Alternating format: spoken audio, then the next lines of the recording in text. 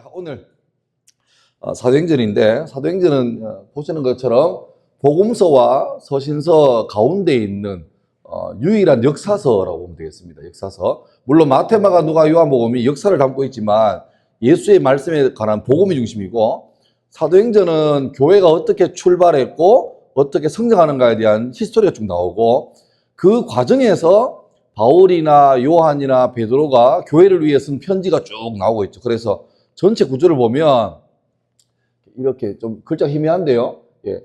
여기 위에 파란색 원이 있는 것이 쉽게 말하면 사도행전의 중요한 이슈가 되고, 밑에 있는 작은 네모들이 그때 언제 그 서신서가 쓰여졌는가에 대한 기록입니다. 그래서 역사를 보면 사도행전이 신약 전체를 쭉 예수님의 승천 이후로부터 쭉 연결되어 있으면 그 사이에 여러 가지 서신서들이 교회를 위해서 쓰여졌다, 그렇게 보시면 되겠습니다. 자, 사도행전은 퀴즈 내겠습니다. 사도행전 누가 썼습니까? 예, 누가가 썼습니다. 사도행전은 누가복음을 쓴 그 누가가 데오빌로라는 사람에게 데오빌로여, 지난번에 쓴 글에는 예수의 나심부터 죽으심까지, 그리고 그 후의 일을 기록한 것이 바로 사도행전이고, 그래서 사도행전은 별명이 있습니다. 별명이 뭐냐니까, 사도행전은 기도행전 혹은 성령행전. 사도행전을 영어로 액트로, 액트, 활동. 이게 뭐냐니까 말 그대로 사도들이 다닌 기록입니다.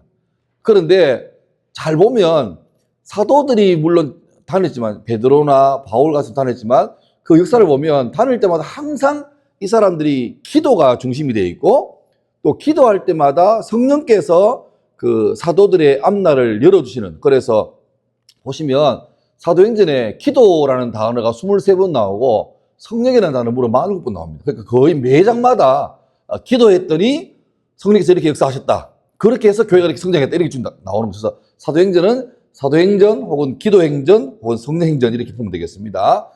제가 윗물을 하나 드렸는데 이게 다 나오는 내용입니다. 예.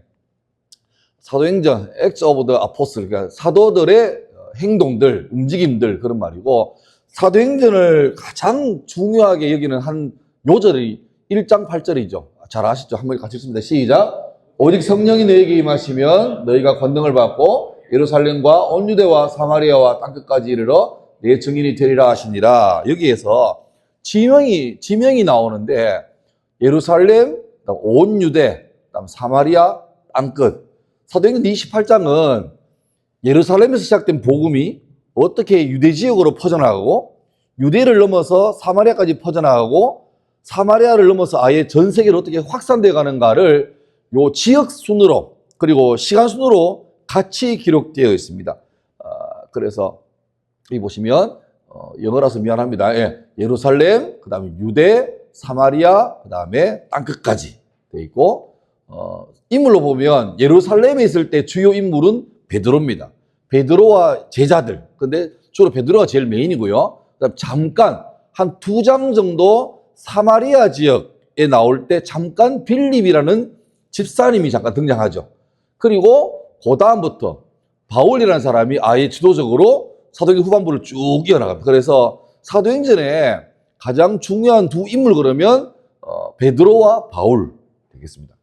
그리고 성경 보면 1장부터 7장까지는 예수님 승천하신 이후에 어떤 일이 있었는가, 주로 예루살렘 중심으로, 베드로 중심으로 나오고, 그 다음에 8장부터 잠깐은 빌립이 어떻게 사마리아 지역 그리고 교회가 어떻게 확산되는가가 나오고, 13장 이후로부터는 쭉 이제 바울의 전도 여행 1차, 2차, 3차 그리고 나머지 로마까지 압송되는 장면이 나오고 있습니다. 이렇게 전체 구조가 이렇습니다.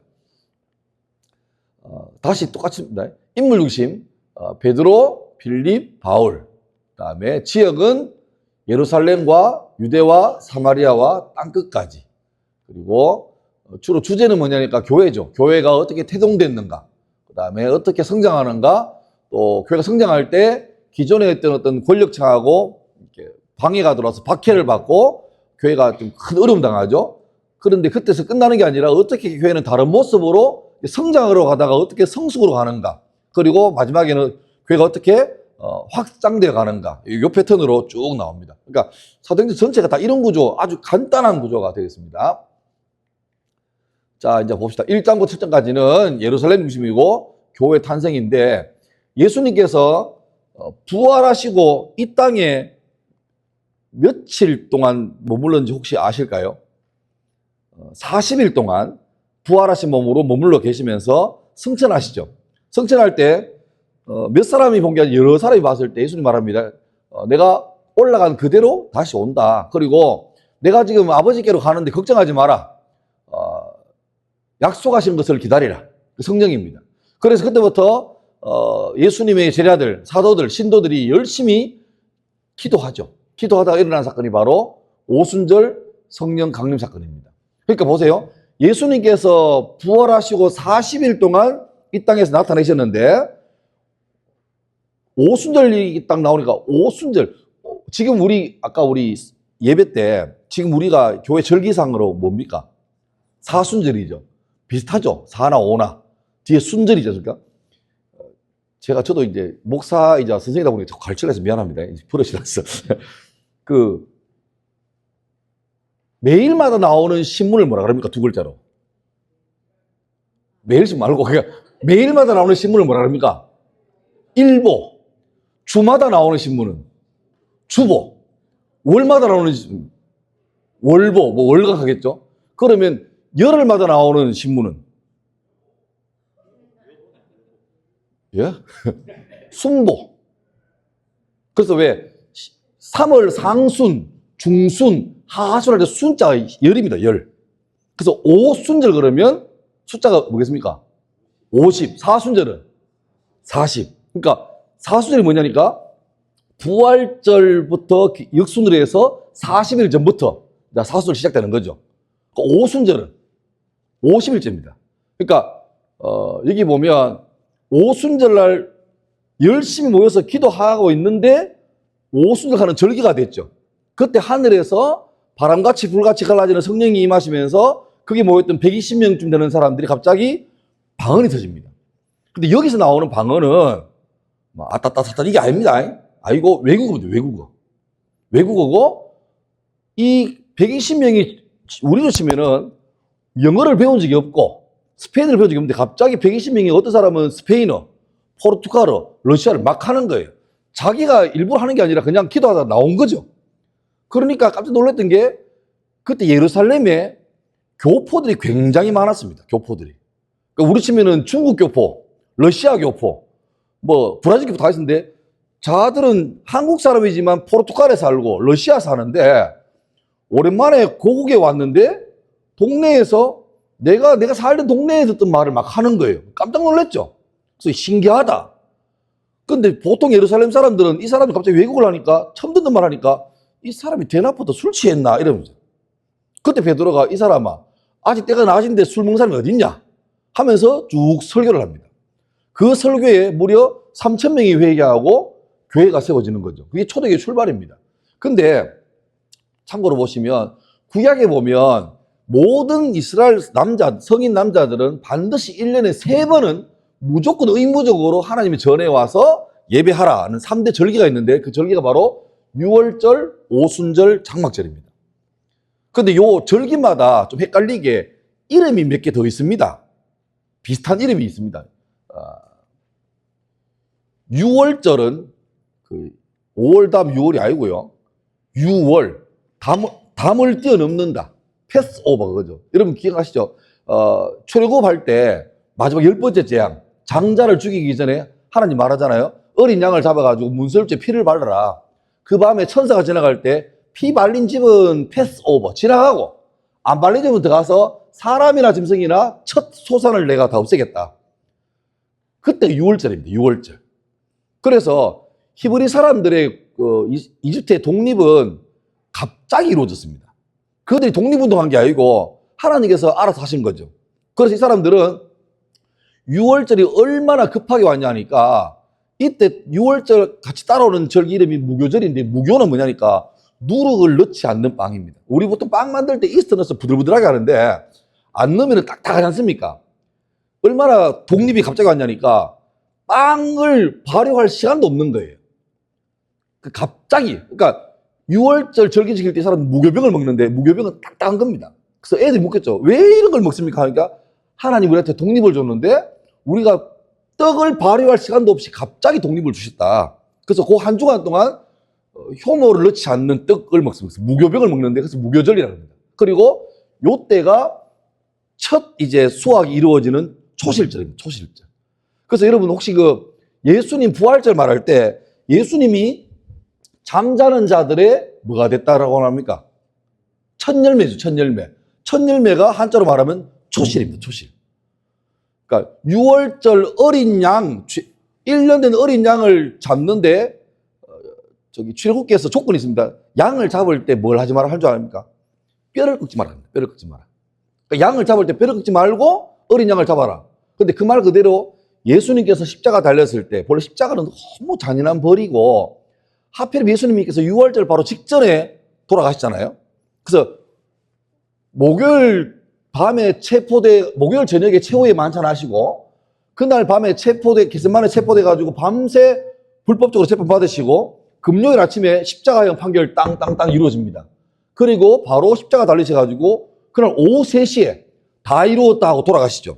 문제는 우리 전에 모르겠는데 이스라엘은 하루 시작이 해가 뜰 때가 아니라 해가 질 때입니다. 예수님 십자가 달려있는데 오후 3시 달려있는데 3시간 뒤에 해가 져버리면 이제 안식일이고 하필이면 그때가 6월절에는 절기입니다. 그래서 명절날 십자가에 사형수 달아놓는 게 안 되잖아요. 그래서 본래는 빨리 죽어야 내리니까 예수님 옆에 있던 두 강도는 이 망치로 허벅지를 치죠. 그게 지금으로 치면 이쪽에 안락사입니다. 안락사. 빨리 가거라. 그런데 예수님한테 와보니까 예수님은 이미 돌아가셨어요. 그래서 망치를 안 칩니다. 그래서 어린 양 대신 예수님은 6월절 양처럼 뼈가 꺾이지 않고 돌아가셨죠. 그리고 그때 로마 군인이 진짜 죽었나 안 죽었나 싶어서 옆구리를 찌르죠. 그때 성경 기록 보면은 물과 피가 났다 그러잖아요. 여러분 칼에 배에 씌어서 물과 피가 나오면 병원 가야 됩니다. 물은 다 피죠. 근데 이미 예수님 몸에서 찔르니까 물과 피가 났다는 것은 본 사람이 증언하는 건데 우리 몸에서 물과 피가 났다는 말은 뭡니까? 내부 출혈이 많았는데 이미 심정지가 와가지고 피가 몸 안에서 무거운 거는 깔아앉고 맑은 거 뜬 거죠. 그러니까 무거운 거 찐득찐득한 거 백혈구 적혈구 이건 이미 깔아앉아서 찐득한 젤리처럼 돼 있고 위에 물은 유동성이 큰 거죠. 그 찌르니까 물이 먼저 팍 터져 나오고 찐득한 피덩어리 나온 거죠. 그 말은 뭡니까? 과학적으로 사망했다는 거예요. 그러니까 예수가 뭐 기절했다 이게 아니고 그래서 바로 꺼내려가지고 묻을 데도 없으니까 그때 아리마대 요셉이라는 국회의원이 자기가 죽으려면 묻히려고 예루살렘 가까이 명당 무덤을 마련하는데 아무도 가보지 않은 부자의 새 무덤에 예수님이 안치가 되는 거죠. 거기서 예수님께서 계셨던 것은 금요일 저녁, 토요일, 주일 새벽까지 만으로 이틀이 안 되는 날짜로는 사흘이지만 그러니까 사흘 만에 부활했다는 말보다 사흘째 부활했다는 말이 더 맞을 겁니다. 엄밀히 말하면 그렇게 한 거죠. 그게 이제 6월절 개념이고 그다음 오순절은 6월절부터 정확하게 7주 뒤 다음 날 그러니까 77이 49 다음이 50 아닙니까? 그래서 저때가 오순절입니다. 그리고 오순절의 다른 이름은 말 그대로 77절 7주 뒤라고 77절 그 다음에 저때가 이제 보리를 거두는 시기입니다. 맥추절 같은 때입니다. 거의. 그리고 가을 되면 추수가 다 끝나고 가장 부자일 때 그때가 장막절인데 수장절이 뭐냐니까 추수해서 저장했다 그 말입니다. 그러니까 평생에 일생에 제일 부자일 때 근데 역설적이게 집에 창고에 돈이 가득하고 제일 부자이고 풍요할 때 갑자기 많이 하니까 집을 놔두고 저때가 이제 우리 집은 가을이니까 쌀쌀할 때거든요. 집을 놔두고 마당에다가 나무로 얼기설기 초막을 만듭니다. 그거 자요. 그러면 애들이 아빠 집에 보일렀는데 왜 이게 잘 추운데? 하면 그때 말하는 거죠. 옛날에 하나님이 애굽에서 우리를 불러내셔가지고 광야 40년간 보호하셨다. 그걸 잊지 말라는 거다. 그러니까 역설적이죠. 제일 부자일 때, 제일 풍요로울 때 고난의 시간을 잊지 말라는 거죠. 어찌 보면 지금 우리나라의 이 문제가 뭐냐니까 우리 선대들, 저희 아버지, 할아버지 때는 진짜 보릿고개 그렇게 살았는데 문제는 뭐냐니까 그 고난의 때를 후손들에게 물려주기 싫죠. 근데 그까지 괜찮은데 기억도 하지 마라 해서 고난의 때를 다 잊어버리게 한 거예요. 그러니까 얘들이 지금 잘 살고 부유한 거에 감사할 줄 모르고 당연한 게 되는 거니까 이게 남들 배려할 줄도 모르고 이래 되는 거죠. 그래서 고난의 때를 잊지 마라는 그게 장막절이고 그 수장절이고 장막절, 초막절 말 그대로 텐트를 친다 그 말입니다. 저게 3대 절기로 반드시 와야 됩니다. 그러니까 보세요. 장막절은 가을이니까 떨어져 있는데 6월절하고 오수절은 텀이 한 달 반 정도밖에 안 됩니다. 그래서 동네 사람들이야 3번 가면 되는데 아까 말했지만 교포들 당시 예루살렘에 성전이 있었는데 저기 로마에 있는 사람들은 그 먼 길을 좀 돈 되는 사람 보겠죠. 여유 있는 사람이 6월절에 온 김에 안 돌아가고 한 달 반 정도를 예루살렘에 머뭅니다. 그러니까 이미 이 사람들은 예루살렘에 왔을 때 예수라는 이상한 사람이 뭐 소란 이렇게 들으면 비참하게 십자가 죽는 걸 봤겠죠. 그리고 6월절 다 돼갈 때 갑자기 자기 나라 말로 막 하는 이상한 걸 보는 거예요. 그러니까 예수님의 죽으심과 부활에 대한 소문도 듣고 성령께서 강림하는 거를 이 사람들이 다 본 거죠. 그것 때문에 이제 방언이 나올 때 많은 사람이 저거 내가 듣던 말인데 이런 말이 나오는 배경이 있습니다. 그리고 요 절기가 신약하고도 연결되어 있습니다. 알겠지만 6월절은 부활절이죠. 6월절 어린 양 대신 예수님께서 6월절 어린 양으로 제물이 되셨고 부활하신 부활절이고 오수절 때는 우리가 나오는 것처럼 성령께서 임하신 성령 강림절입니다. 그럼 하나가 남았죠. 장막절, 수장절. 저 때는 신약하고 매칭되는 게 없어요. 뭐 흔히 하면 뭐 추수감사쯤 되겠죠. 근데 어떤 신학자들은 아마 예수님께서 재림하시면 저 때 안 오시겠나라고 말하는데 그거는 그냥 그 사람들의 추측입니다.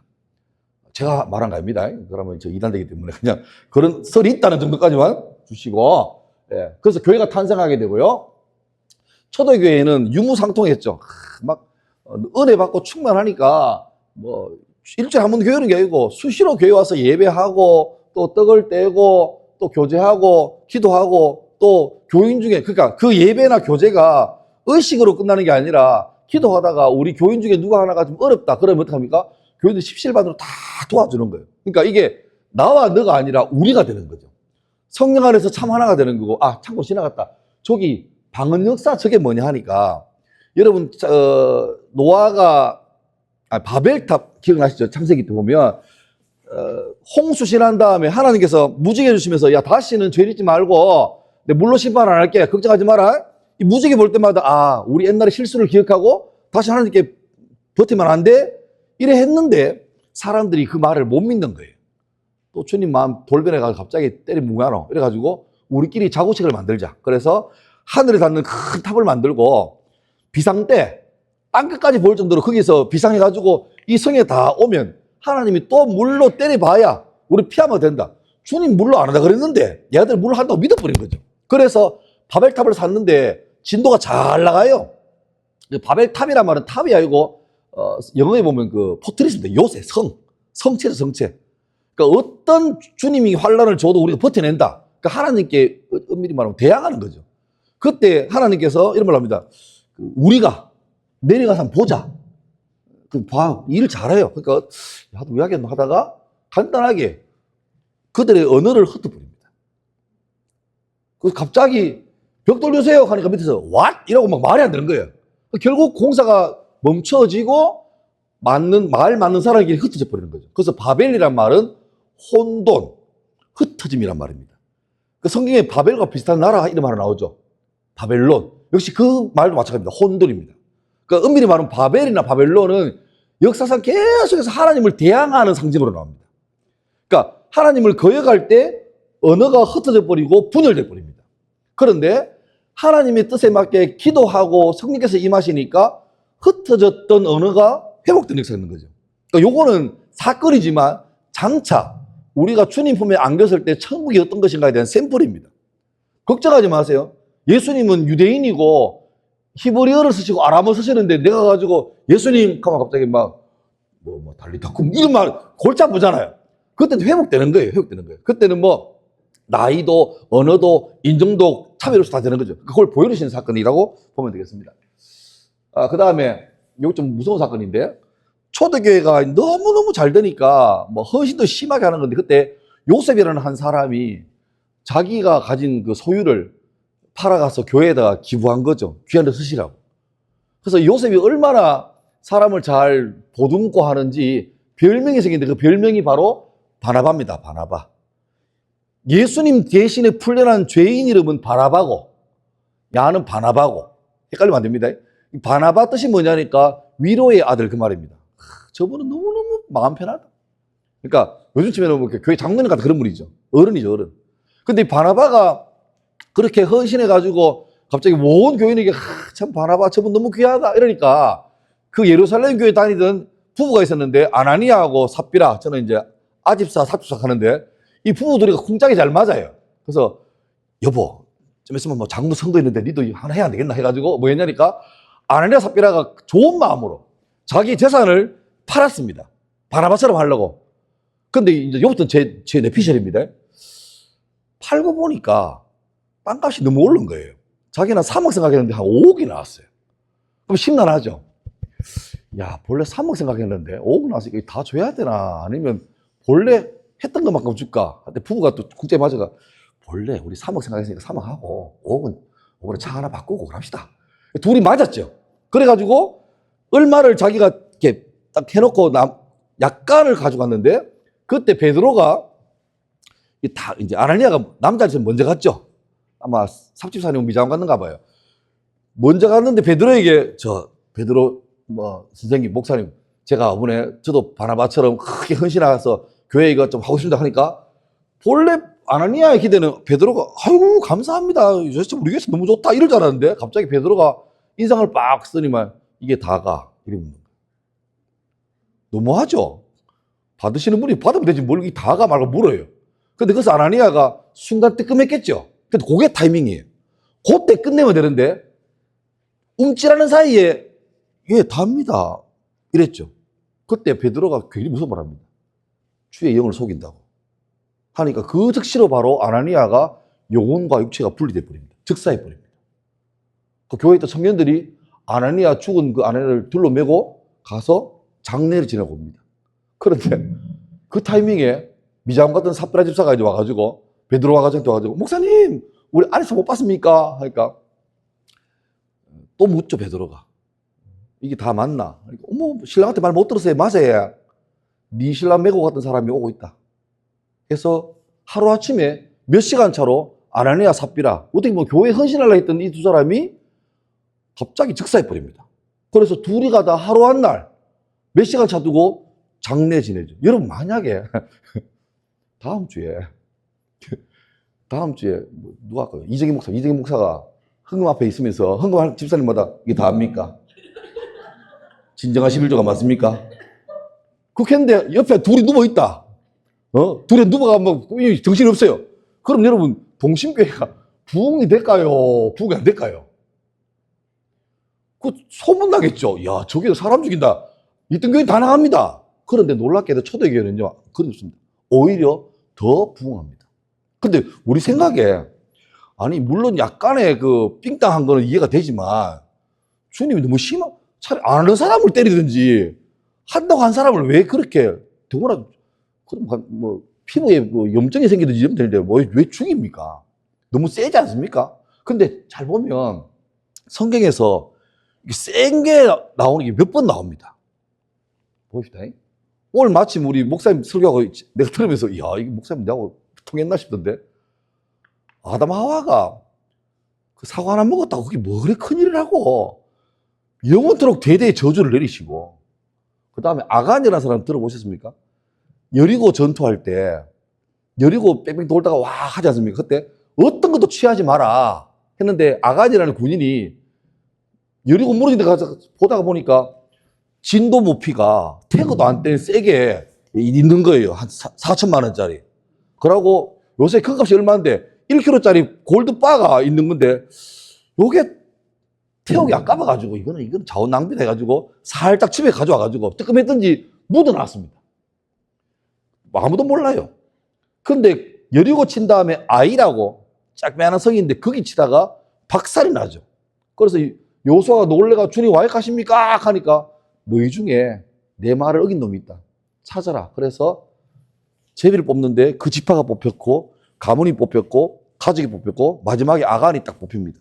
그래서 아간 뭐 했노 하니까 그제서야 자기가 고백하는 거예요. 내가 하다가 신할산 외투를 보고 금덩이를 보고 은덩이를 보고 내가 탐내고 보고 탐나니까 내가 취했습니다. 하니까 어떻게 합니까? 얘를 바로 즉결로 처분하죠.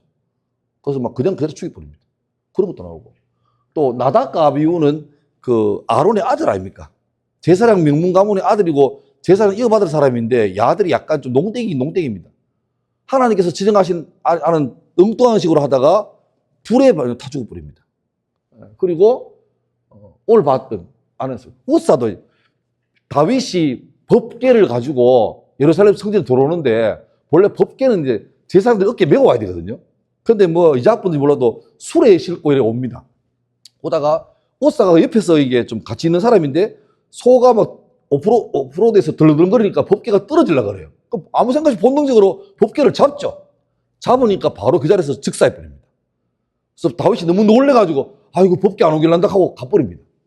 근데 이거 보면 주님이 늘 그러시는 게 아니고 간혹 이런 일이 벌어집니다. 너무 심하지. 이거 교회 못 다니게 겁나가지고 뭐 11조 뭐 원단이 절사하겠다고 뭐 주님께서 나를 부르시고 한번. 근데 공통점이 있습니다. 뭐냐니까 출발이에요. 아담은 인류의 출발이죠. 그 다음에 아간의 범죄는 이제 약속했던 가나안에 들어가는 첫 출발입니다. 그리고 나답과 아비후도 제사장의 첫 출발이고 우사도 다윗 왕국이 첫 출발하는 출발점이고 오늘 봤던 아넬사베라도 이제 초대교회가 출발은 첫 출발인데 하나님이 유독 예민하신 게 뭐냐니까 첫 출발 때 되게 예민하십니다. 너희가 주의 이름으로 왕국을 시작하고 인류를 시작하고 역사를 시작하는데 첫 출발부터 죄가 들어오는 거는 용납하지 않습니다. 그러니까 좀 죄송한 말이지만 한참 지나고 이런 죄 지으면 그냥 넘어가요. 근데 처음 할 때는 굉장히 단호하게 합니다. 그 정도로 죄와 이렇게 단호하게 결별하는 거죠. 그리고 요한 1서 보면 이는 세상에 있는 모든 것이 육신의 정욕과 안목의 정욕과 이생의 자랑이니 다 아버지께로부터 온 것이 아니요 세상으로부터 온 것이라. 여기에 육신의 정욕, 안목의 이생의 자랑, 요게 죄의 패턴입니다. 보세요. 아담, 하와가 먼저 했는데 아담이 대표니까 아담으로 덮어선 거죠. 아담이, 하와가 그냥 있을 때는 선악과 포도 안 했는데 뱀이 와가지고 잡숴봐. 희한해. 이걸 듣자마자 보니까 여러분 선악과는 그전이나 그거나 똑같았습니다. 크기나 색깔이나 뭐 성분이. 근데 새로운 메시지를 듣고 보니까 달라 보이는 게 나옵니다. 먹음직하고 보암직하고 치욕 갈 만큼 탐스러웠다. 아간이 여리고성에서 그 외투하고 금덩이 봤을 때 이래 나옵니다. 보고 탐내어 취했다. 순서는 차이가 있지만 다 그런 거예요. 뭐 육신의 적이 뭡니까? 내 본능대로 뭐 더 먹고 싶고 뭐 이런 거. 그 다음에 안목의 적은 내 눈에 보이는 대로 욕심나는 거죠. 이생의 자랑은 남들 앞에 뭔가 좀 애들 말로 뽀대나게 잘 멋있게 보이고. 그런데 요게 죄 패턴인데 첫사람 아담 그리고 아까 말했던 모든 사람들 그게 넘어졌는데 예수님께서 세례 요한의 세례를 받으시고 40일을 금식하시죠. 금식 끝날 때 안 그래도 배고파 죽겠는데 성령께서 인도하셔서 어떻게 합니까? 마귀가 끌고 가서 시험을 합니다. 세가리 시험 기억나십니까? 40일 굶은 사람에게 돌 주면서 너 능력 있잖아. 배고프잖아. 돌 가리고 뭘 만들어라? 떡을 만들라. 영어 성경은 빵이죠. 근데 여러분 그냥 짱돌 하나 가져가지고 이거 떡 만들어 봐라 하면 이게 안 맞잖아요. 근데 유대 광야에 있는 그 돌은 소보로하고 비슷하게 생겼습니다. 거의 비슷해요. 안 그래도 40일을 쫓쫓 굶으면서 예수님도 인간이신데 배고파 죽겠는데 한눈에 봐도 딱 소보로 닮은 그거 들고 가지고 네 능력 있잖아. 해봐. 이게 뭡니까? 배고프잖아. 네 능력을 주의 나라 위에 서지 말고 너 육신의 소욕을 위해 쓰라. 이겁니다. 아담은 자빠졌죠.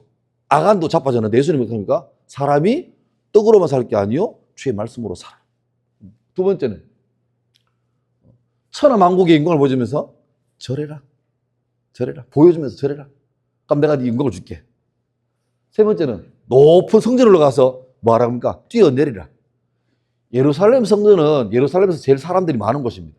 우리 치면 명동이나 강남쯤 되겠죠. 대구 치면 저 대백 앞에 그 꼭대기 가가지고 예수가 뛰어내리는데 그때 마귀가 성경에 합니다. 천사가 와서 너를 구원한다 했나?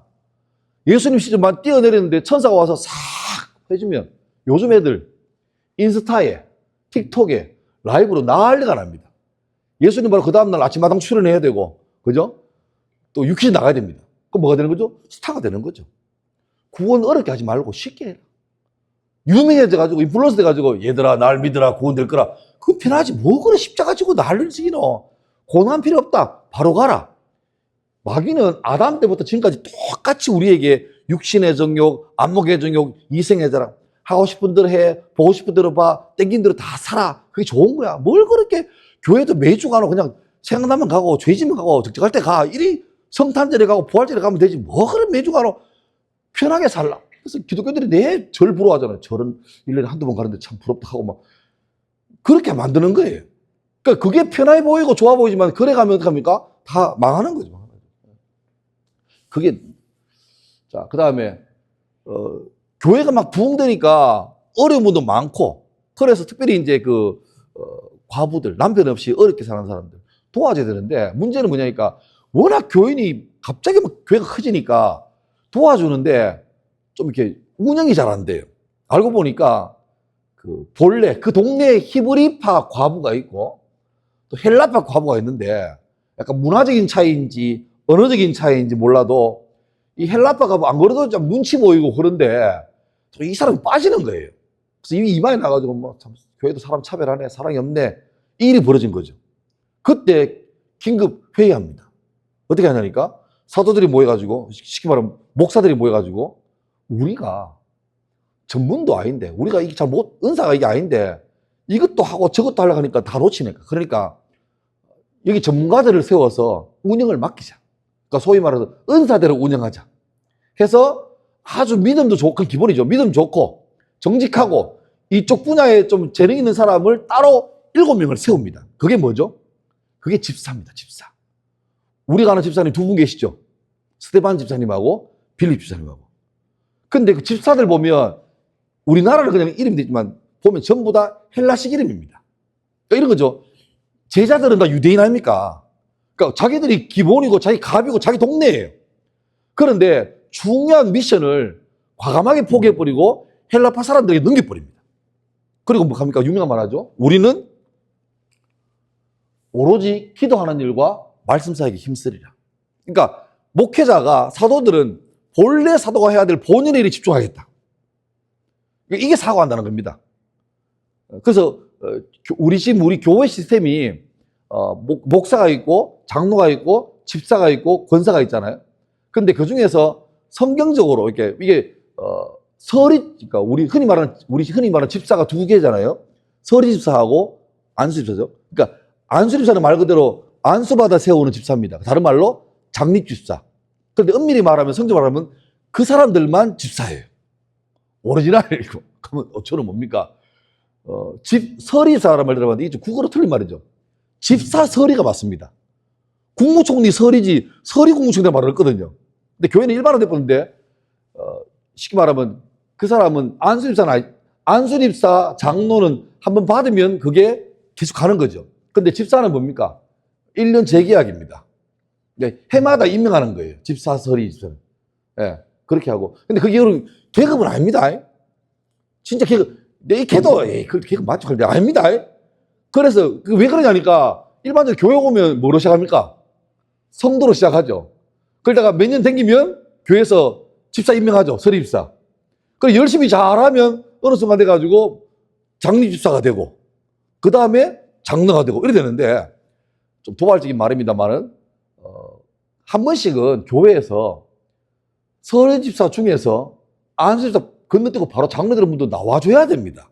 그래야 이게 단계가 아니구나 아는데 우린 그냥 이렇게 아무래도 관리하다 보니까 이게 최 목사님 저하고 입장이 다른 거예요. 이분은 이제 운영할 입장이고 나는 그냥 객이니까 상관없는데 하여튼 그런 거예요. 그러니까 본래로 말하면 권사도 좀 우리나라의 교회 운영을 막 하다 보니까 독특하게 나온 개념이고 우리나라에서는 권사는 다 여자분들이죠.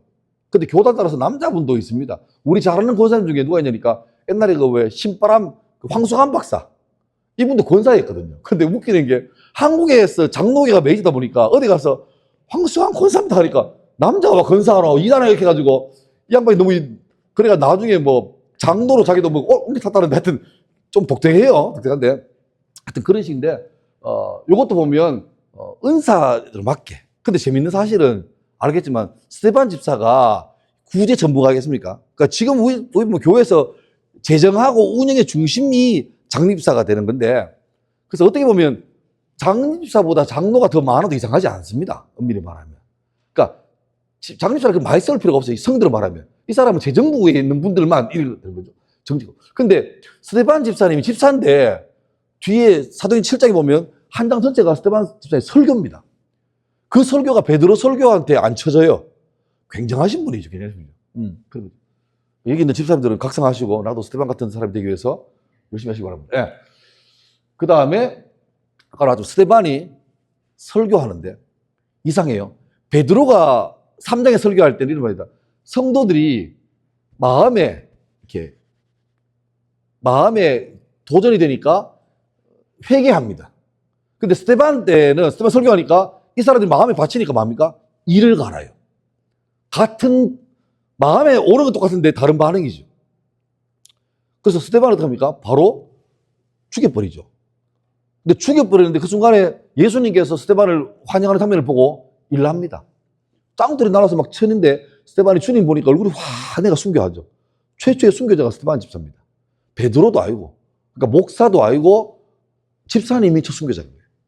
그리고 이 스테반이 순교가 되자마자 공개적으로 예루살렘 교회를 박해가 시작되죠. 그래서 성도들이 전부 흩어져 버립니다. 근데 여러분, 요게 실패일까요? 우리 약간 요절이 나오죠. 예루살렘과 온 유대와 사마리아 땅까지 전화를 했는데 예루살렘 교회가 너무 좋다 보니까 성도들이 사마리아 땅까지 갈 생각도 안 합니다. 여기가 조사원이죠. 예루살렘 교회는 점점 부흥됩니다. 여러분, 베드로 설교 한 번에 3,000명이 돌아왔으면, 근데 그런 소리 몇 번 되거든요. 그러면 예루살렘 교회는 지금처럼 메가처치입니다. 교인이 10,000명이 넘어요. 어마어마하죠. 그거 좋죠. 그 큰 교회 가면 시설도 좋고 복지 좋고 누가 굳이 다른 데 가려고 하겠습니까? 그런데 그 좋다 보니까 안 움직이니까 주님이 어떻게 합니까? 강제로 움직이게 해요.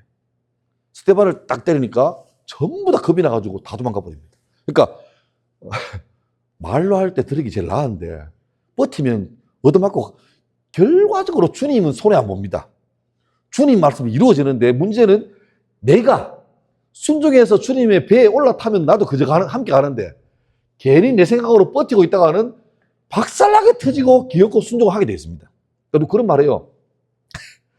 좋은 말 할 때 11조 안 하면 경찰서 11조 내든지 병원 11조 낸다고. 그러니까 주님께 하는 게 제일 낫지. 굳이 터져가지고 경찰서 사고 내가 하지 말라. 뭐 근데 순종이라는 게 그런 거죠. 내가 순종해가지고 뭐 주님께 포인트를 더 쌓고 천당서 평수 넓은 데가 이게 아니고 순종할 수 있는 자체가 복인 거예요. 그게 돼야 진짜 순종이지.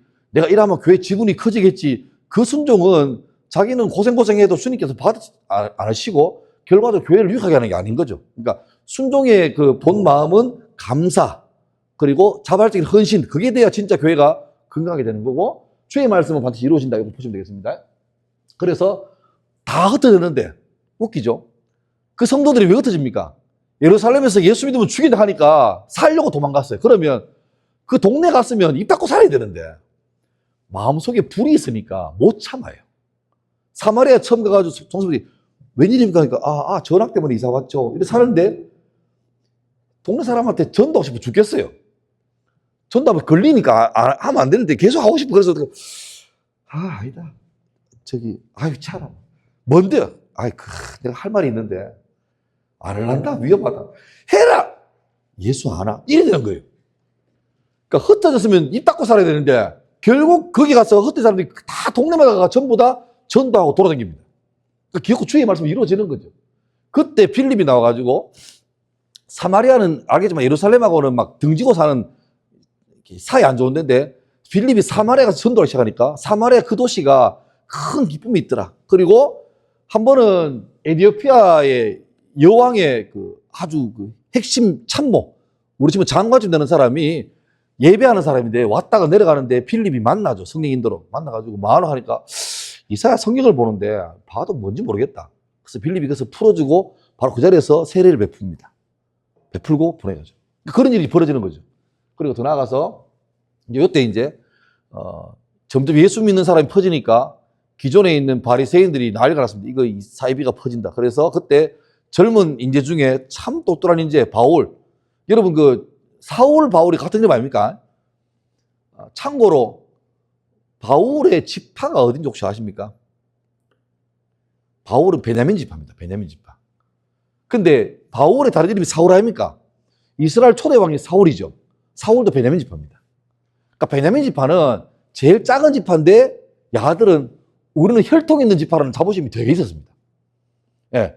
그러니까 우리 잘못 아는 게 왜 사울로 살다가 예수 믿고 바울로 바뀌었다고 하는데 그게 아니고 그 당시에는 이름이 다 두 개씩입니다. 그러니까 본래 저 동네에서는 히브리 이름 있고 로마 제국이니까 공용으로 쓰는 헬라어 이름이 있는 거예요. 또 일제시대 때 창시개명 뭐 나카무라 송하고 송병준하고 있는 것처럼 그러니까 사울이 동네에 쓸 때는 사울이었고 이제 좀 뭐랍니까 공식적으로 쓸 때는 바울이죠. 바울이죠. 그게 그러니까 같이 쓰는 이름입니다. 근데 이제 그러니까 사울이라 할 때는 예루살렘이나 거기 있을 때는 사울이라는 이름을 많이 쓰고 이제 바울이 전도자가 돼서 나갈 때는 바울이라는 이름을 주로 쓰게 되어 있습니다. 근데 이 사람이 예수 믿는 사람을 잡아 죽이려고 전문가인데 다마스커스, 지금의 시리아의 수도 다마스커스, 다메섹 거기에 숨어간 사람한테서 잡으려고 원정 갔죠. 가다가 빛을 보고 퇴심하는 거죠. 예, 그런데 알고 보니까 이 사울은 기독교의 박해자였는데 알고 보니까 최고 적임자입니다. 왜냐니까 바울은 당시에 히브리 사람이니까 히브리 가능하죠. 그 다음에 헬라어를 쓰는 그 시민 헬라어 가능하고 또 그 다음에 공식 정치인들을 라틴어를 썼거든요. 이게 다 가능한 사람이에요. 그러니까 이 사람은 동족을 만나면 히브리어로 그 다음에 로마 제국에 전도를 갈 때는 헬라어로 또 로마 왕실 사람들한테는 라틴어로 가능합니다. 그리고 공부를 열심히 가말리엘이라는 사람의 제자인데 우리 친구는 서울대 나온 사람입니다. 그러니까 최고의 공부를 잘 배워서 바울은 자기 생각에는 이 공부에서 유대교를 지키고 기독교 이단을 박멸할 때 쓰려고 준비했던 게 자기인데 하나님은 그렇게 준비한 걸 어떻게 합니까? 결과적으로 복음에 쓰도록 바꿔버립니다.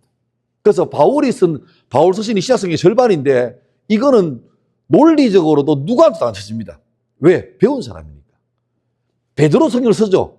베드로 저를 쓰죠. 베드로는 그 말 그대로 조금 투박한 용어가 있습니다. 그런데 바울은 굉장히 학적으로 아주 문장도 미리하고 탁월한 게 있는. 그러니까 주님께서 그걸 쓰시는 거예요. 그러니까 나는 내 위해서 한다고 준비했는데 하나님은 또 다른 계획이 있으신 거죠. 그래서 쓰는 겁니다. 그 다음에 고넬료라는 사람이 로마 군인인데 백부장인데 이 사람은 로마인이 불구하고 참 믿음 좋고 주님을 잘 섬기는 사람인데 하루는 천사를 보내서 고넬료에게 네 기도가 하나님께서 이렇게 받으셨다. 너 빨리 가서 베드로라는 사람을 초청해라. 이렇게 응답을 하죠.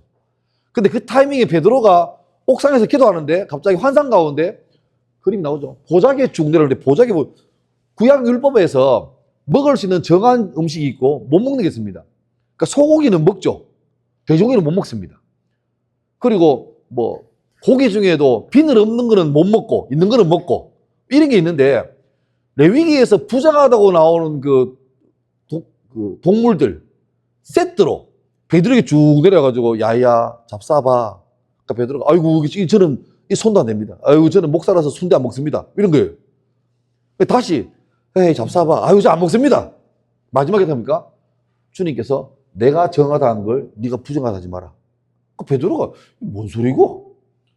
주님께서 그에게 말을 하고 왜 내보고 이 부정한 걸 정하다 하노? 그 타이밍에 고넬료의 종들이 와가지고 베드로 선생님 저희 주인님께서 좀 뵙자 하십니다. 그래서 베드로가 뭔 일이고 하고 가죠. 가보니까 세상에 유대인도 아닌 로마 군인이 예수를 믿겠다고 달라드는 거예요. 그래서 베드로가 자기도 갸우뚱하죠. 이건 아닌데. 근데 거기서 복음을 전할 때 놀라운 사실은 어떻게 합니까? 성령이 임하시는 거예요. 그전에는 유대인들끼리 모여서 간절히 기도할 때 성령이 임했는데 이방 사람, 더군다나 로마 식민지의 그 침략자가 예수 복음 전하니까 성령이 임한. 이거는 어쩌면 베드로 개인적으로 굉장히 큰 어려움입니다. 말이 안 되는 거죠. 내 생각을 뛰어넘는 거죠. 또 주님의 계획은 유대인에게 있는 게 아니라 사마리아와 땅끝까지 가는 거죠. 그게 이제 이어지는 거고 결과적으로 예루살렘 교회에서도 이 사건을 다루면서 그러면 개인에게 일어난 일이지만 교회 회의를 통해서 공적으로 인정하는 게 됩니다. 아, 복음은 우리말 위한 게 아니구나. 이게 인정되는 거죠. 그래서 이제 교회가 퍼져나갑니다. 그리고 그 다음에 그때 헤롯이라는 왕이 요한의 형제였던 야고보를 죽입니다. 죽이니까 예루살렘에서 여론이 너무너무 좋아졌어요. 잘한다, 다 죽이라. 그래서 그 다음에 예수 믿는 무리의 최고 수장이었던 베드로를 체포합니다. 그래서 날 새면 죽이려고. 근데 베드로가 그 밤에 뭐합니까? 잡니다. 여러분, 내일 날 밝으면 처형되는데 잠이 오겠습니까? 자요. 그 주님이 급하니까 천사를 보내가 베드로를 이렇게 야야 일나라. 내일 죽으면 누가 와서 건드리면 놀라서 이럴 건데 베드로가 숙면을 취하죠. 그래서 천사가 이런 말 합니다. 쳐서 깨운다. 이것에 보면 스트라이크, 이게 두드려 패는 거예요. 알려나? 그러니까 베드로가 누굽니까? 이렇게 하려는 거죠. 따라 나오려 해서 옥문을 다 열고 큰 길까지 나왔을 때 베드로는 그게 꿈인 줄 압니다. 야, 신기하네. 근데 나와 찬바람 쐬니까 정신이 싹 드는데 보니까 진짜예요. 근데 그 시간에 한쪽 집에서는 베드로 목사님 석방을 위해서 특별 기도회가 벌어집니다. 철야 기도회가. 베드로가 그 집 가가지고 노크를 하는데 로고데라는 여종이 나가지고 보니까 베드로예요. 그래서 문도 안 열어주고 뛰어가지고 사람들 말하죠. 밖에 베드로 왔다고. 여러분, 그러면 지금 기도 제목이 베드로 석방을 위해서 기도하는데 베드로가 왔다 그러면 기도를 멈추고 응답됐다고 해야 되는데 놀랍죠, 이 사람들이. 그럴 리가 없다. 베드로 석방을 위해서 기도하고 있는데 베드로 왔다니까 내가 기도하고 있지만 그럴 리가 없다. 베드로의 천상갑다. 유대인들은 각 사람마다 그 사람의 수호 천사가 있다고 믿거든요. 그러니까 베드로 지키는 천사가 지금 왔는 모양이다. 근데 그 여자가 바로 그럽니다. 아닙니다. 진짜 맞아요. 해가 문 열어보니까 진짜 베드로가 온 거죠. 그래서 기도회는 끝나고, 그러니까 우리 기도가 이런 거죠. 주야, 뭘 주시옵소? 해놓고도 주면 이 기도 응답일 리가 없다. 이거 있는 거니. 그게 주님이 황당하신 거죠. 기도하는데 그런 거 아십니까? 가뭄 때문에 너무 가물어서 기도 막 하는데 하루는 이제 기도하는 중에 비가 쫙 와요. 근데 문제는 그 중에 아무도 우산을 안 가져왔어요. 웬 꼬마애가 비키세요 하더니 우산을 피고 가는 거예요. 그 목사님 놀래가 니는 위에 알고 우산을 가져왔다니까 비 달라고 기도하면 우산 가져야 되는 거 아니에요? 그것도 가는 거예요. 그 어른들이 말하는 거죠. 주님께서 우리 기도 들으신 게 아니고 제 기도 들었다고. 또 그런 유명한 일화가 있죠. 실제 우리나라 얘기인데 그 교회가 있고 지하에 교회가 있고 그 1층인가 술집이 있는데 교회가 너무 힘들어요. 술집에서 계속 밤에 노래하고 그러니까 그래서 교인들이 주여 저 술집이 망하도록 도와주시옵소서 기도를 한 거예요. 나중에 어떻게 하다가 불이 나가지고 술집이 결국 영업을 그만두게 됐는데 이 술집 주인이 법원에다가 실제로 고소했습니다. 교회를 고소했습니다. 자아들이 기도해가지고 불났다고. 법원 판결에서 어떻게 나겠습니까? 교회 무죄 유죄. 교회 책임 없다. 교회가 기도해서 불났다는 것은 논리적으로 않는다. 근데 그 판사가 그런 말 했대요. 근데 내가 볼 때는 교인들보다 술집 주인이 더 믿음 있는 것 같다고 그런 말 했대요. 또 우리 기도가 얼마나 피상적인 걸 좀 보면 되겠죠. 그리고 그렇게 했던 헤롯이 하나님의 영광을 가로채다가 자기가 벌레 먹어 죽는 사건이 나오죠. 잠깐 보시면 이게 잘 안 나오는데요. 우리가 아는 그 성경 헤롯이 여러 명 나오거든요. 예수님 태어날 때도 헤롯 아닙니까? 그 사람이 헤롯 대왕입니다. 헤롯 대왕. 예수 태어날 때. 그리고 세례 요한을 처형시킨 있거든요. 왕. 가도 헤롯인데 가는 헤롯의 아들입니다. 헤롯 안티바스. 그리고 예수가 십자가 지기 전에 빌라도가 헤롯에게 예수를 보내죠. 근데 헤롯이 예수를 본 다음에 조롱하고 다시 빌라도 예수를 보냅니다. 그게 안티바스고 아까 금방 나왔던 야고보를 죽였던 그 사람은 헤롯 대왕의 손자입니다. 그러니까 헤롯 안티바스하고 다른 집안입니다. 다른 집안이고 이 사람은 야고보를 처형하고 베드로를 감옥에 가뒀다가 결국 벌레 먹어 죽게 되고 그 뒤에 헤롯 아그리빠의 아들 아그리빠 2세 얘는 바울과 관련돼 나옵니다. 바울이 왕한테 가가지고 전도하죠. 그러니까 헤롯이 비웃으면서 네가 말로 나를 꼬실락하네 그런 말 했는데 그 헤롯인데 다 다른 사람입니다. 한 집안이지만 그래서 참고로 보시면 알겠고 이제 봅시다. 바울과 바나바를 공식 선교사로 이제 파송해서 보냅니다. 그래서 바울이 1차, 2차, 3차 전도여행을 떠나는 그게 사도행전 뒷부분의 대부분 내용입니다. 패턴이 이겁니다. 회당에서 복음을 전합니다. 회당은 유대인 남자 10사람만 있으면 모이는 그 공동체 회관이죠. 회당. 거기서 예배 드리고 하는데 여기에 계속 유대인들이 모이니까 바울이 여기 가서 여기는 목사가 따로 없어. 아무나 나와서 말씀을 읽고 전하면 되는. 그 예수님께서도 회당에 가서 말씀 전하기 나오거든요. 그러니까 바울은 가는 곳마다 회당에 가서 유대인 모이니 거기서 성경 읽은 다음에 성경을 예수님 복음으로 풀어줍니다. 그래서 교회가 시작되고 그런 믿는 자 생기지만 반대하는 사람 생깁니다. 그래서 결국 제자를 만들고 교회를 세우지만 반대가 심하니까 또 다른 도시로 가서 또 회당에 가서 복음 전하고 이 패턴이 계속 반복됩니다. 반복되고 예루살렘 교회에서 회의를 한 거예요. 이방인들이 예수만 믿고 오는데 이 사람들에게도 할례를 줘야 되는가? 유대인들은 다 할례를 받지 않습니까? 선택된 민족이라는 의미로. 근데 결과적으로 회의가 오니까 이방인들은 복음으로 끝내지 거기에서 율법의 짐을 지우지 말자 해서 교회에서 이제 협의를 하는 거죠. 구원 은혜로. 그리고 마지막에 바울이 체포돼서 로마로 가는 것으로 사도행전 끝이 납니다. 잘 보십시오. 이게 1차인데 안디옥 교회에서 베드로와 바울과 바나바가 선교사로 파송받아가지고 구브로 섬, 저기가 사이프러스죠. 갔다가 아탈리아포가 쭉 갑니다. 저게 1차인데 그때 갔던 사람이 바울과 바나바 그리고 마가 요한 나옵니다. 마가 요한. 혹시 기억납니까? 제가 옛날에 설교했던 거. 마가 요한이 바나바의 조카죠. 마가 요한은 어렸습니다. 그 마가의 다락방, 그 오수절 기도했던 그 장소가 마가 요한 집입니다. 꽤 부자인데 요즘 치면은 부잣집의 도련님이에요. 도련님. 잘 살았는데 야를 데리고 갔는데 문제는 이 젊은 마가 요한이 잘 가다가 힘드니까 금쪽이 갇힌 거예요. 중간에 집에 와버립니다. 그러니까 막 바울하고 바나바가 고생했죠. 그리고 얼마 있다가 2차 전도 여행 때 여기 나오네. 바나바하고 바울 관계를 보면 참 재밌는 게 처음에 바울이 기독교인들을 잡아서 죽이려고 가다가 예수님 만나고 회심하죠. 근데 그때 바울을 아무도 안 믿습니다. 왜냐니까 정말 간첩이다. 근데 바울을 파송했던 유대인 지도자들은 정말 배신자다. 그러니까 바울의 양쪽에서 배신자, 스파이 아무도 안 믿어주는 거예요. 그때 교회에 아까 말했던 인정받던 지도자였던 바나바가 바울을 만나서 얘기한 다음에 이 사람 신원 보정합니다. 내가 책임질게. 그래서 바울이 교회로 들어오게 된 가장 멘토가 바나바입니다. 선생님이죠. 선생님이죠. 그런데 그때는 성경 보면 바나바와 바울이 나오거든요. 근데 어느 순간부터 순서가 바뀝니다. 바울과 바나바로 나오다가 마지막 때문에 바나바는 사라져 버립니다. 여러분 생각해보세요. 여러분이 어떤 사람을 전도해서 교회에 데리고 왔는데 잘했죠? 너무너무 잘 하는 거예요. 기분 좋죠? 근데 어느 순간 보니까 얘가 내보다 교회에서 더 열심히 인정을 받는 거예요. 그러니까 기분이 약간 좀 새콤하죠? 근데 어느 순간 보니까 갑자기 나는 존재감 하나도 없고 모든 사람이 이 사람 보고 막 이야 믿음 좋다. 자기가 이 사람을 데리고 온 사람인데 자기는 존재감도 없고 그러면 자기 마음이 어떨까요? 인간적으로 기분 안 나쁘겠습니까? 근데 어떻게 보면 참 어른인 거죠. 내보다 청출어람이라고 내보다 더 잘된 사람 보고 기뻐해야 되는 정상인데 인간 마음이 안 그렇습니다. 잘 되면 아이고 저도 안 그랬는데 시기하고 샘내지 그러면 참 어찌 보면 바울도 대단하지만 저는 개인적으로 바울 같은 사람이 많아지면 좀 교회가 내가 볼 때는 다 약간 죄송합니다.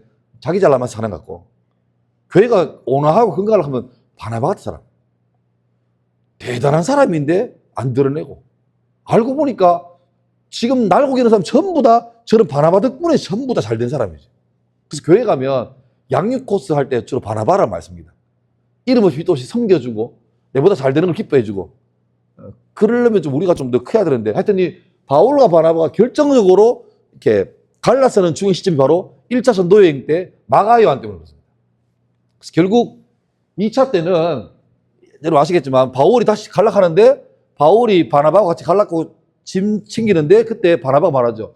바울아 지난번에 그 마가 요한이 어려서 좀 실수했는데 데리고 가자. 아직 모르니까 우리가 잘 키워서 일꾼 만들자 하니까 바울은 어떻게 합니까? 안 됩니다. 우리가 지금 놀러 가는 것도 아니고 일하러 가는데 저리 무책임한 놈 있으면 안 됩니다. 그러니까 우리 보면 바나바는 좀 관계 중심 같고 바울은 일 중심이에요. 둘 다 뭐가 좋다는 게 아닙니다. 회사 가는데 다 관계 중심이다. 회사가 망합니다. 일해야 되는데. 그러니까 근데 이게 적당히 필요한 거죠. 일만 해도 안 되고 관계만 해도 안 됩니다. 그러니까 우리 보면 교회에서 바나바도 필요하고 바울도 필요합니다. 근데 결국 이것 때문에 좀 괘씸하게 바울이 바울은 후배인데 대선배 바나바하고 대판 싸운 거예요. 나 잘 안 갑니다. 이거 갈라서 가지고 바나바는 마가요한 데리고 따로 갑니다. 그 여정은 안 나옵니다. 갈랐습니다. 그리고 바울은 실라, 디모데, 누가 같은 사람 데리고 2차로 쭉 가죠. 그리고 2차로 갔을 때 저기 드로아, 지금 터키죠, 터키. 저기서 본래는 이쪽으로, 비두니아 쪽으로, 저기가 소아시아거든요. 이쪽으로 돌라고 계획 세웠는데 꿈에 마게도니아 사람이 나와가지고, 그러니까 유럽 사람이 나와가지고 건너와서 우리를 도와달라. 인종이 달라요. 알죠? 그래서 야, 바울은 내 계획은 소아시아인데 갑자기 꿈에서 유럽으로 오락하니까 이게 주의 뜻인 줄을 인정하고 건너가 버립니다. 문제는 그때부터는 아무 계획도 없는 거예요. 예상 바뀌죠. 근데 어쩌면 그게 믿음입니다. 무섭고 두렵지만 주님께서 가라 했으니까 믿고 가보는 거죠. 그래서 가니까 빌립보에서 거기는 회당도 없습니다. 강가에서 이러다 보니까 여자분인데 아주 패션 사업을 크게 하는 사람이 있죠. 루디아라는. 그 사람 만나가지고 그 사람 복음 전하고 또 그 사람이 후원해가지고 그 또 교회를 만들고 이랬죠. 쭉 갑니다. 2차 전도행이 있고 유럽 문이 열리고 저기에서 빌립보에서 왜 그 귀신 들려가지고 점치 주는 사람 불쌍해서 고쳤더니만 주인이 내 돈벌이 달라고 해서 고소해가지고 감옥에 안 들어갑니까? 감옥에서 바울과 실라 감옥에 갇혀 있는데 우리 같으면 선교를 갔다가 좋은 일 해주고 귀신 들린 사람 풀어줬는데 감옥에 와 있으면 주여 이와 합니까? 요새 뭐 주님 열심히 안 하십니까? 이럴 건데 바울과 실라가 그 조용한 감옥에서 찬송합니다. 할 때 지진 생겨가지고 다 열리죠. 그리고 그때 감옥에 죄수들이 어떤 변화가 생기면 간수가 책임을 집니다. 간수가 자고 있다가 지진 생겼는데 보니까 문이 다 열렸고 수갑이 다 터져 있습니다. 간수가 다 도망간 줄 알고 이러면 내일 아침 자기 책임져야 되니까 죽으려고 하는데 그때 어두움 속에서 바울과 실라가 멈추시오. 그러니까 너무 놀라 간수가 선생님이요 어떻게 해야 구원받습니까? 할 때 그 유명한 말씀 16장 31절 주 예수를 믿으라 그리하면 너와 내 집이 구원을 얻으리라. 그날 밤에 어떻게 합니까? 간수가 죄인이었던 바울과 실라를 자기 집으로 데리고 갑니다. 밤에 데리고 가 식구들 다 깨우고 뭡니까? 바로 부흥합니다. 그날 밤에 다 예수 믿고 그래 되는 거죠. 그런 일이 벌어지고 그 다음에 아테네 설교했는데 바울이 설교 참 잘하시는데 아테네 가서 욕심을 냈습니다. 아테네는 그때나 지금이나 그 지혜의 도시 아닙니까? 그러니까 바울이 좀 꼴에 좀 배웠다고 아테네 가가지고 오랜만에 철학적으로 자기 배아 전공을 가지고 막 설교하는데 아테네에서 열매가 있긴 있었는데 되게 적었어요. 아는 거죠. 아, 이건 나대면 안 되겠구나. 괜히 안다고 자신있게 들이미다가 흔히 죽순 거죠. 저도 그럴 때 많습니다. 자신있게 야 저는 내가 안 하겠다 싶은데 죽술 때가 많고 야 이건 내가 못하겠는데 했는데 또 이상하게 또 그러니까 그거는 하여튼 까불면 안 되는 그런 거죠. 3차 한번 다시 2차 같은 식으로 다시 한번 들어가는 거죠. 잘 쓰나 보자. 그러니까 이게 전도여행이 쉽게 말하면 신방입니다. 신방. 작년에 갔다 왔는데 잘하나 보자 보는 거죠. 여기서 우리 에베소에서 3년을 바울이 보면서 가르칩니다. 그때 에베소에서 주로 가르쳤던 그 지명이 두란노 서원 들어보셨죠? 두란노 서원 출판사 아닙니까?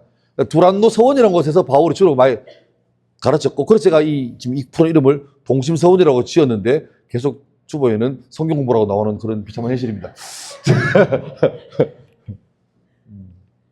그 다음에 다시 돌아오다가 밀레드라는 곳에서 에베소 가깝잖아요.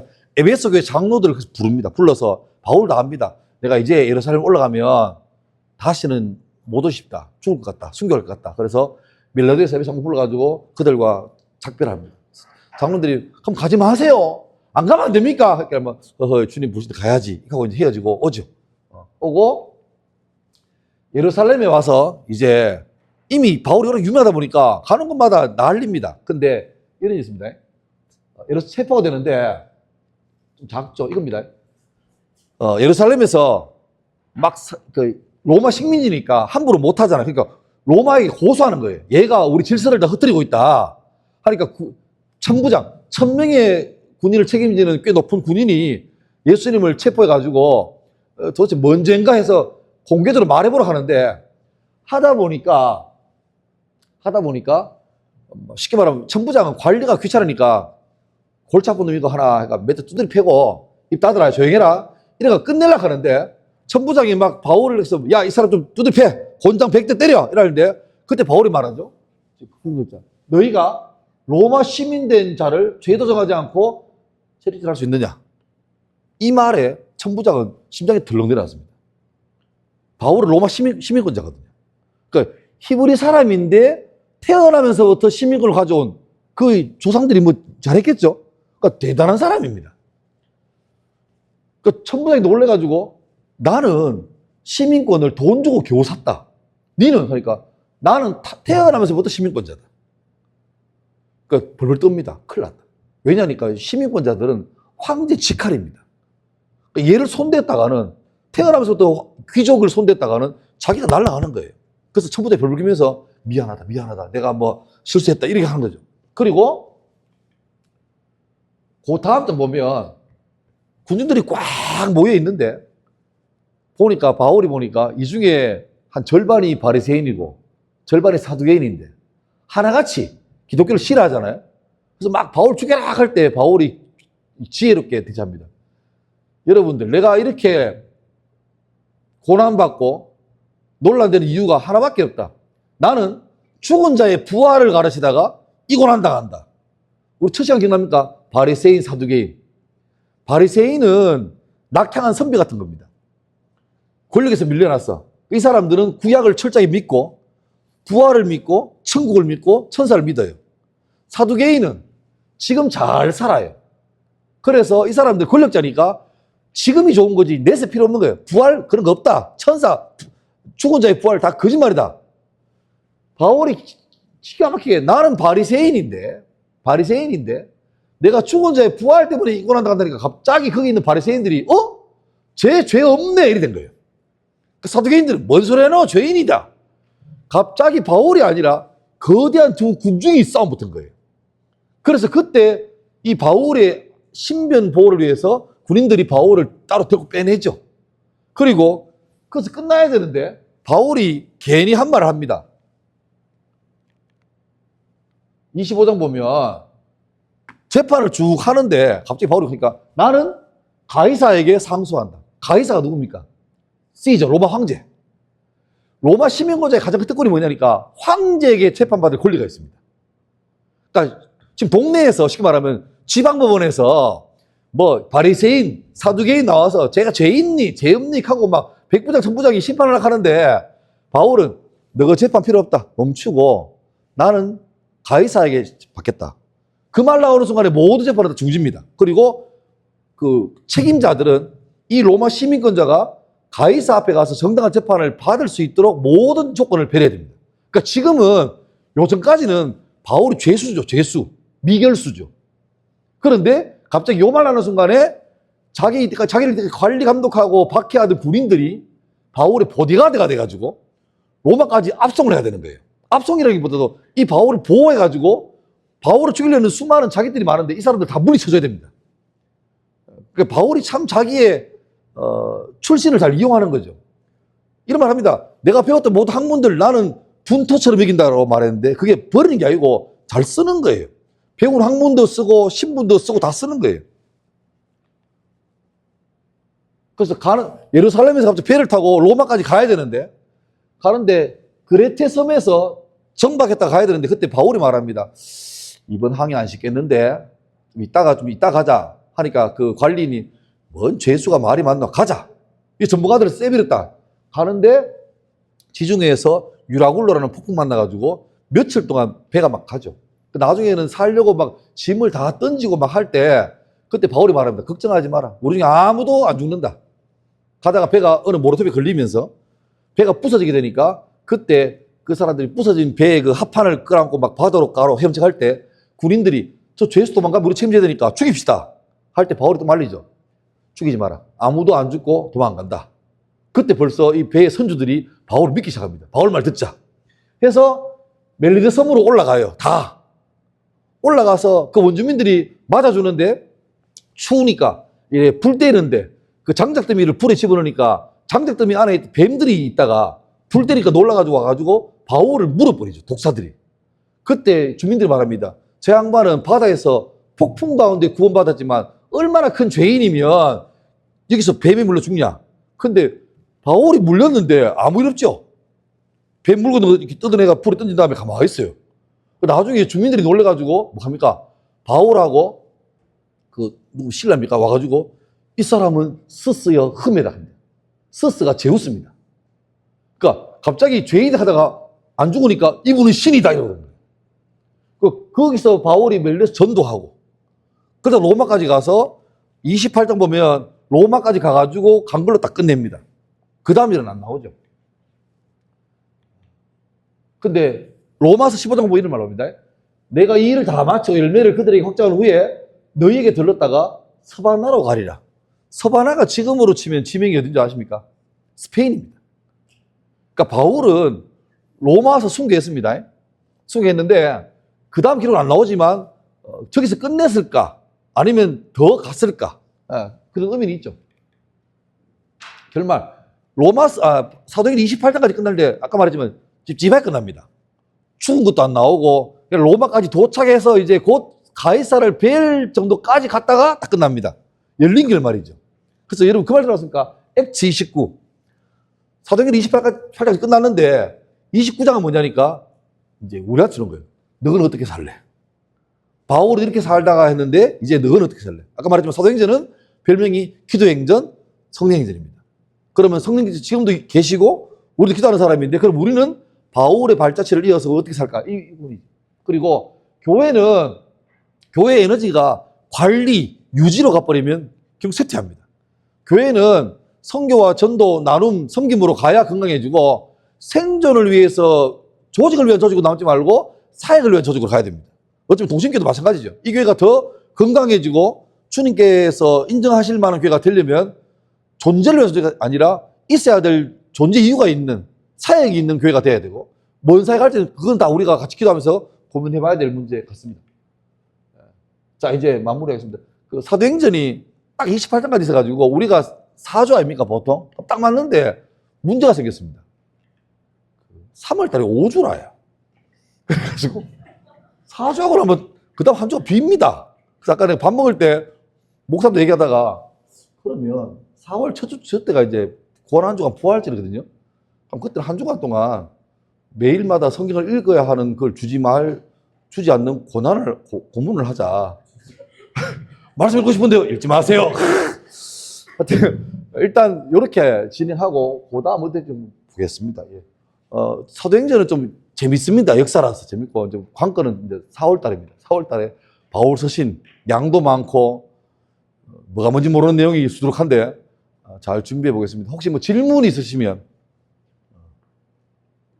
없나요? 예, 질문 없어지면 하지 말고요. 예. 자, 예, 여러분 한 달에 한 번씩 하는데 하고 내일부터는 또 제가 올리면 답이 쭉 달리고 근데 한 주 지나고 두 주 지나고 하면 점점 또 이렇게 약간 식물인가처럼 대가를 하다가 또 한 달 지나면 또 살고 이러는데 저희가 생명 곡선이 왔다 갔다. 예, 오케이. 성경 말씀 같이 살아만 있어 계십시오. 있어 계시면 하나마다 밥 안 줄 테니까 하시고 하여튼 성경을 읽고 또 그다 굳이 답을 달고 하는 게 만만치 않은 것도 알고 있고 근데 여러분 그것도 알아주십시오. 문제를 내는 저도 쉽지 않습니다. 저도 이거 매일 해야 되는데 이게 어제 문제가 비슷하기도 하고 뭐 이래가지고 힘드는데 하여튼 함께 애쓰고 가시고 좀 삶을 좀 잘 나누어 주시고 잘 따라오시면 그걸로 충분히 만족합니다. 자, 기도하겠습니다. 하나님 감사합니다. 주께서 일하시고 기도하는 성도들 가운데 길을 이으셨던 사도행전을 보면서 우리 교회도 우리 공동체도 동일하게 존재를 위한 존재가 아니라 사역을 위한 주님 앞에 있어야 될 명분을 갖는 교회 되기 위해서 더 애쓰게 하시고 무엇보다 우리의 경험과 생각이 아니라 주의 말씀의 기준에 의해서 어떻게 살아야 주님도 기뻐하시는 성도가 되고 교회가 될지 고민하고 그 길을 위해서 함께 서로 힘을 나누고 격려해가며 갈 수 있는 복된 공동체 되게 인도하여 주옵소서. 한 달 동안 열심히 말씀을 잘 보게 하시고 말씀이 내 삶 가운데 체화되어서 말씀을 살아내고 예배로 살아내는 온 성도가 되게 인도하여 주옵소서. 예수님 이름으로 기도합니다. 아멘. 고맙습니다.